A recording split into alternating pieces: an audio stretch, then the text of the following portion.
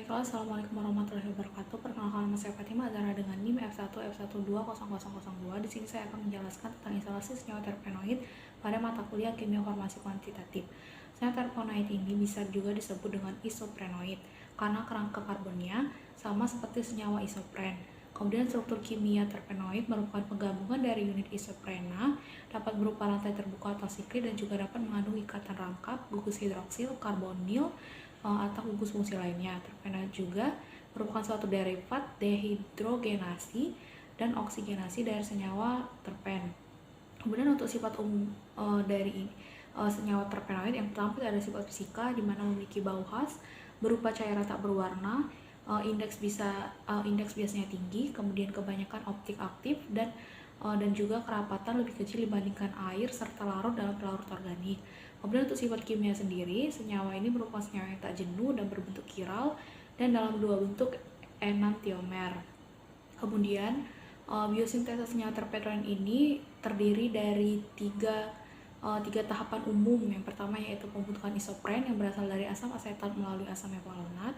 Kemudian yang kedua, penggabungan kepala dan ekor dua unit isopren akan membentuk mono, sesqui, diester, dan politerpenoid. Kemudian yang terakhir, yang ketiga, penggabungan ekor dari unit C15 atau C20 akan menghasilkan triterpenoid dan juga steroid.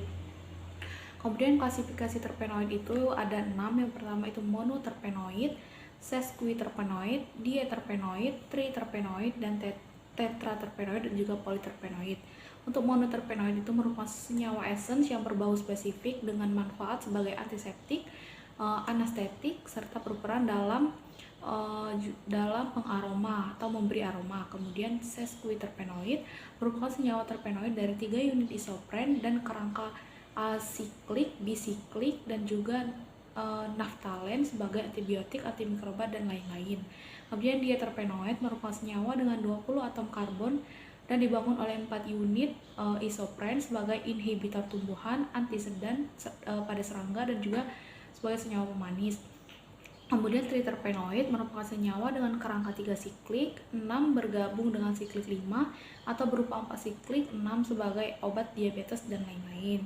Kemudian itu ada tetraterpenoid yang merupakan senyawa dengan 40 jumlah senyawa C dan terdiri dari 8 unit isopren.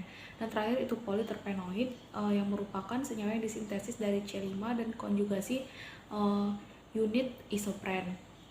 Selanjutnya itu untuk proses isolasinya sendiri bisa dilakukan dengan ekstraksi senyawa terpenoid menggunakan 2 cara. Yang pertama sokletasi dan juga maserasi. Yang sokletasi dilakukan dengan penyokletan pada serbuk kering dan diuji dengan 5L N-heksana, kemudian dipekatkan dan disabunkan dalam 50 ml KOH, kemudian ekstrak N-heksana dikentalkan lalu diuji.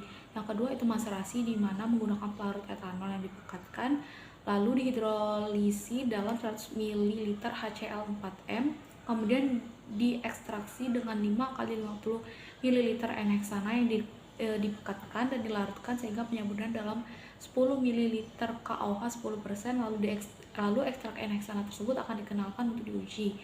Proses pengujian itu bisa dilanjutkan dengan proses identifikasi, di mana untuk isolasi senyawa terpenoid ini biasanya digunakan itu adalah reaksi Lieberman-Buchard, di mana setelah proses ekstraksi tadi dilanjutkan dengan identifikasi dengan menambahkan sedikit sampel dari yang telah dikeringkan di atas papan